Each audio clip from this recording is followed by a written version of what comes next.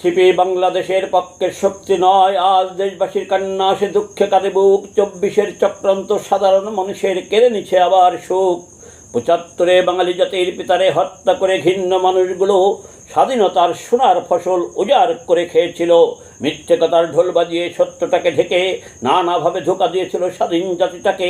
আসল তত্ত্ব গোপন করে ভোরের অন্ধকারে দুঃখের বোঝা চাপিয়েছিল বাঙালিদের ঘাড়ে। স্বাধীনতার ঘাতক হয়ে স্বদেশ প্রেমিক সেজে পাকিস্তানের রাজাকারেরা হাজির হয়েছিল আবার আমাদের মাঝে।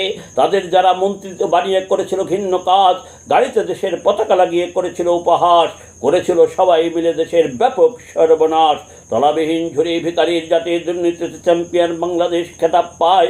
বহু বাধা প্রতিকূল মোকাবেলা করে 16 বছরে শেখ হাসিনা সাজানো গোছানো দেশ বানায়। 24-এর জুলাই চক্রান্ত করে দেশের ক্ষমতা নিয়ে সাজানো গোছানো বাংলাদেশ ভাঙ্গা দেশ বানিয়ে তারা এখন আবার জুলাই সনদ চায়।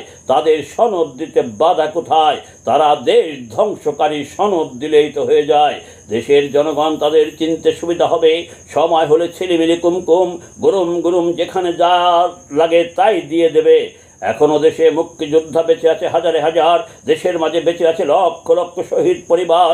দেশের সাধারণ কোটি কোটি মানুষ শেখ হাসিনার সাবটার। সময় হলে সনদ ধরে ধরে গুঁজে দেবে। এখন শুধু সময়ের ব্যাপার।